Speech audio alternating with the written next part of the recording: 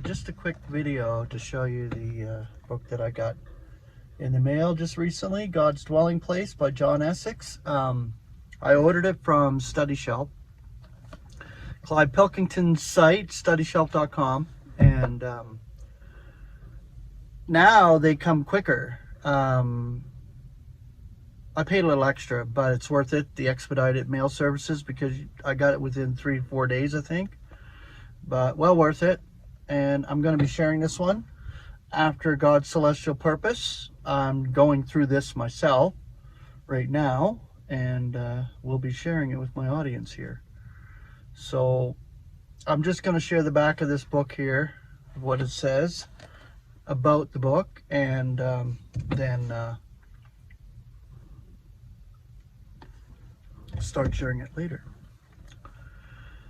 God's Dwelling Place. Amongst the countless thousands of books on biblical subjects, there are very few indeed, if any, which deal with the subject of God's dwelling place.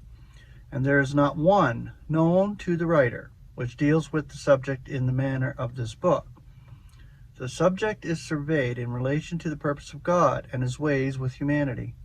It shows that God was not reacting to a crisis situation in his dealings with mankind, but that the God who planned the end also planned the beginning.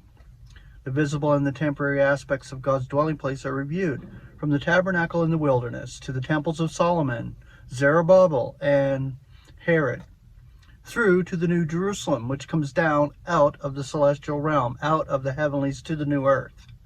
In that last eon, the spiritual aspects are shown to be from before the creation, through the present ecclesia, which is the body of Christ, until the point when death is swallowed up in victory and God becomes all in all. So, beautiful book. I will share it with you later. Have a wonderful day. Grace and peace.